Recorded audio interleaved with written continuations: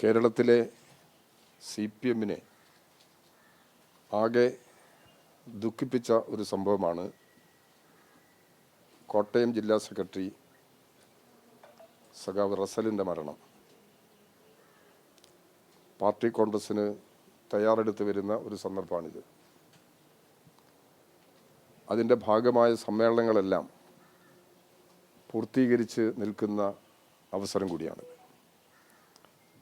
CPIM-ൻ്റെ സംസ്ഥാന സമ്മേളനം കൊല്ലത്ത് വെച്ച് ചേരുകയാണ്. അതിൻ്റെ ഭാഗമായി കോട്ടയം ജില്ലാ സമ്മേളനം ചേർന്നപ്പോൾ ആ സമ്മേളനത്തിൻ്റെ എല്ലാ നടപടികളും താഴെ തലം വരെയുള്ള സംഘടനാ കാര്യങ്ങൾ ഉൾപ്പെടെ സജീവമായി ഇടപെട്ട് പ്രവർത്തിച്ചു വന്ന ആളാണ് റസൽ.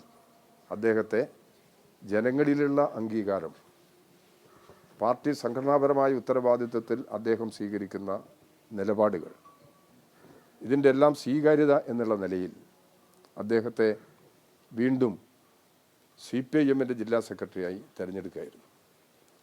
വിദ്യാർത്ഥി യുവജന പ്രസ്ഥാനങ്ങളിലൂടെ കോട്ടയത്തെ തൊഴിലാളി പ്രസ്ഥാനത്തിൻ്റെ നേതൃത്വ നിരയിലേക്ക് അദ്ദേഹം ഉയർന്നു വരികയായിരുന്നു. CITU ജില്ലാ സെക്രട്ടറിയായിട്ട് അദ്ദേഹം പ്രവർത്തിച്ചിട്ടുണ്ട്.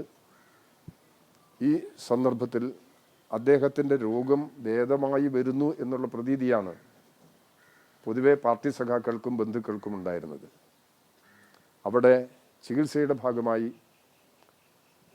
ചെന്നൈ അപ്പോളോ ആശുപത്രിയിൽ പരിശോധന നടന്നു. തിരിച്ച് അവിടെ ചെന്നൈയിലുള്ള കേരള ഗവൺമെൻറ്റിൻ്റെ ഗസ്റ്റ് ഹൗസിൽ വന്ന്